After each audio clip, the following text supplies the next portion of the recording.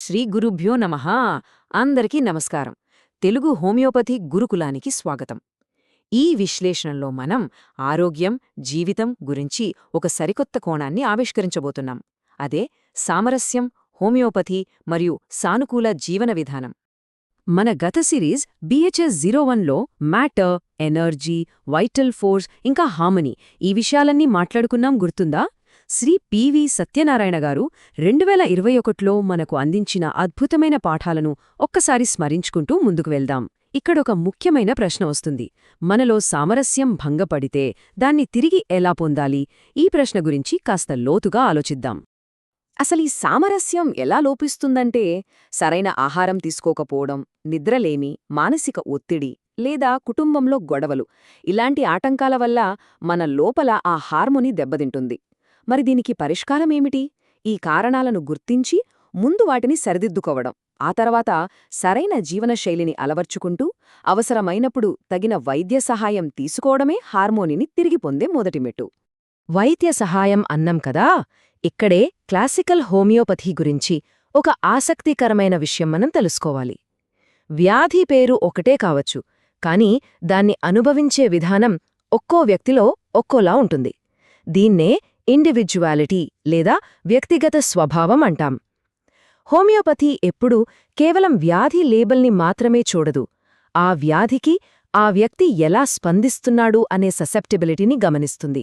అంటే ప్రతి మనిషి వారికివారే ప్రత్యేకమనమాట. మరి ఈ వైద్యం ఏ సిద్ధాంతం మీద పనిచేస్తుందంటే, సిమిలియా సిమిలిబస్ క్యురెంచ్యూర్, అంటే సదృశం సదృశేనా సామ్యతి. ఇక్కడ మనం ఖచ్చితంగా గుర్తుపెట్టుకోవాల్సిన విషయం ఒకటుంది. సేమ్ అనేది ఎప్పటికీ సిమిలర్తో సమానం కాదు. అంటే ఒకేలాంటి పదార్థమని కాదు, పోలిక ఉన్న లేదా సదృశమైన లక్షణాలు కలిగిన పదార్థమని దీని అసలు అర్థం. ఇదింకాస్త వివరంగా అర్థం చేసుకోవడానికి ఒక చిన్న ఉదాహరణ చూద్దాం. మనం ఉల్లిపాయ కోసినప్పుడు సహజంగా కళ్ల వెంబడి నీళ్లు రావడం, ముక్కు కారడం జరుగుతుంది కదా. మనకు జలుబు చేసినప్పుడు కూడా సరిగ్గా అవే లక్షణాలు ఉంటే అప్పుడు ఈ ఉల్లిపాయతో తయారైన అల్యూమ్ సీపా అనే మందును హోమియోపతి వైద్యులు ఒక ఎంపికగా పరిశీలిస్తారు. అయితే గమనించండి, ఇది కేవలం లక్షణాల పోలికను వివరించడానికి చెప్పే ఉదాహరణ మాత్రమే సుమా. జలుబు చేస్తే ఉల్లిపాయే మందు అని గ్యారంటీ ఇవ్వడం లేదు. ఈ సిద్ధాంతం ఎలా పనిచేస్తుందో చెప్పడానికి మాత్రమే ఈ ఉదాహరణ ఉపయోగపడుతోంది. ఆమయో యశ్చ భూతానాం జాయతే ఏన సువ్రత తదేవ హ్యామయం ద్రవ్యం న పునాతి చికిత్సితం. ఇది శ్రీమద్భాగవతం ప్రథమస్కంధం 5వ అధ్యాయం 33వ శ్లోకం. ఏ పదార్థమైతే ఒక వ్యాధి లక్షణాలను కలిగిస్తుందో దాన్నే ఔషధంగా ప్రయోగిస్తే ఆ వ్యాధి నివారించబడుతుంది అని దీని భావం. దీన్ని మన గురువుగారు హోమియోపతిలోని సిమిలియా సూత్రంతో ఉన్న ఒక అద్భుతమైన తాత్విక పోలికగా మన ముందు ఉంచారు. అంతే తప్ప ఇదేదో ఆధునిక హోమియోపతికి సైంటిఫిక్ ఆధారమని కాదు. ఒకేలాంటి ఫిలాసఫీ కాలాలకు అతీతంగా ఎలా ప్రతిధ్వనించిందో చెప్పే అద్భుతమైన ఉదాహరణ ఇది. సరే, సూత్రం అర్థమైంది. మరి ఔషధాన్ని ఎలా తయారుచేస్తారో? దీన్నే పొటెంటైజేషన్ అంటారు. క్రమంగా మందును పల్చన చేయడం, ఆ తర్వాత బలంగా కుదపడం లేదా నూరడం అనే ప్రాసెస్ ద్వారా దీన్ని తయారుచేస్తారు. క్లాసికల్ హోమియోపతిలో ఇది కేవలం ఒక డైనమిక్ ప్రక్రియ. అంతే తప్ప దీని వెనుక ఏదో మ్యాజిక్, క్వాంటమ్ ఫిజిక్స్ లేదా వైఫై సిగ్నల్స్ లాంటి ఎలక్ట్రోమాగ్నెటిక్ పవర్స్ ఉన్నాయని మనం ఊహించుకోకూడదు.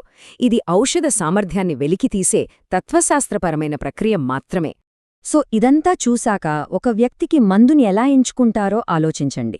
కేవలం ఒక అవయవాన్ని విడిగా చూడరు, ఆ వ్యక్తి యొక్క సమగ్ర తత్వాన్ని లేదా టోటాలిటీ ఆఫ్ కాన్స్టిట్యూషన్ను చూస్తారు.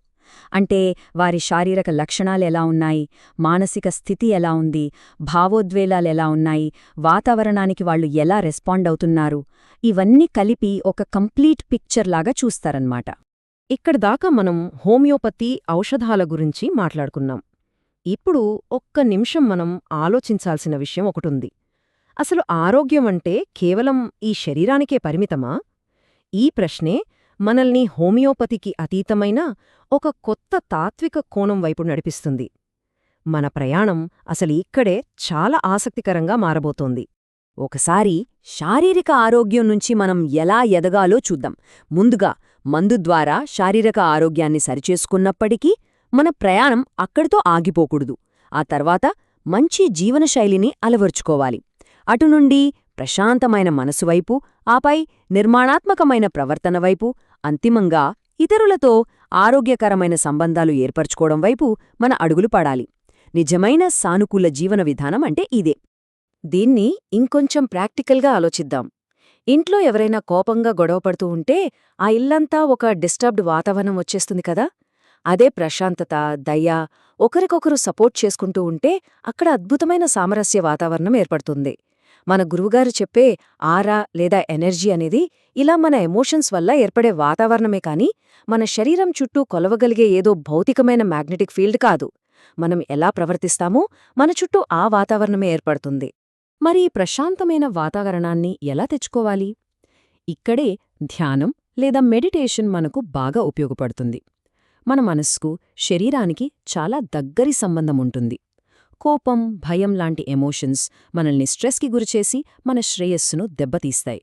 ధ్యానం చేయడం వల్ల మనం మీద మనకు ఏకాగ్రత పెరుగుతుంది. భావోద్వేగాలను బ్యాలెన్స్ చేసుకోగలుగుతాము. అయితే గుర్తుంచుకోండి, ధ్యానమనేది ఎమోషన్స్ని కంట్రోల్ చేసే సాధన మాత్రమే తప్ప ఏ శారీరక వ్యాధినైనా నయం చేసే మాయాజాలం ఎంతమాత్రం కాదు. మరి మనం అంతర్గతంగా ప్రశాంతంగా ఉన్నప్పుడు అసలేం జరుగుతుంది? అక్కడే మన సాధన ఒక అద్భుతమైన మలుపు తిరుగుతుంది. మనలోని మంచి ఆలోచనలు బయటకొక నిర్మాణాత్మక ప్రవర్తనగా మారుతాయి. దానివల్ల ఎదుటివారి పట్ల కరుణ కలుగుతుంది. ఆ కరుణతో మంచి పనులు చేస్తాం. ఆ పనులే అంతిమంగా నిస్వార్థమైన సేవగా మారతాయి. మన లోపలి ప్రశాంతత బయట ప్రపంచానికి సేవగా మారడం ఎంత అద్భుతంగా ఉందో కదా.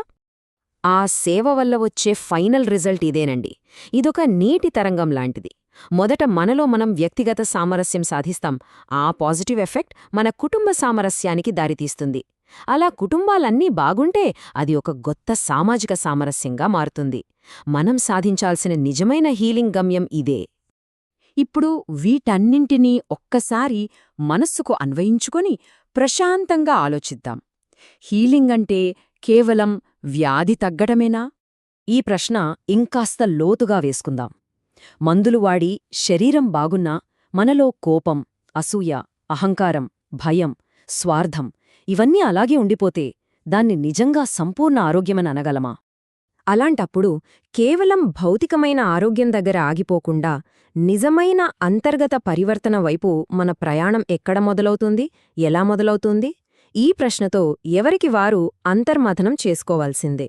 ఈ అన్వేషణే మన తదుపరి అడుగు. హోమియోపతి గురించి, పాజిటివ్ లివింగ్ గురించి ఇంత లోతైన జ్ఞానాన్ని అందించిన మన గురువుగారు శ్రీ పివి సత్యనారాయణ గారికి హృదయపూర్వక కృతజ్ఞతలు. ఇక మన తదుపరి విశ్లేషణ BHS03లో అరిషడ్వర్గాలు, సాధన, ధ్యానం, మోక్షం లాంటి మరింత ఉన్నతమైన విషయాల వైపు ప్రయాణించబోతున్నాం. అప్పటి వరకు ఈరోజు మనం పంచుకున్న విషయాలను మననం చేసుకోండి. జై శ్రీకృష్ణ, వాసుదేవ.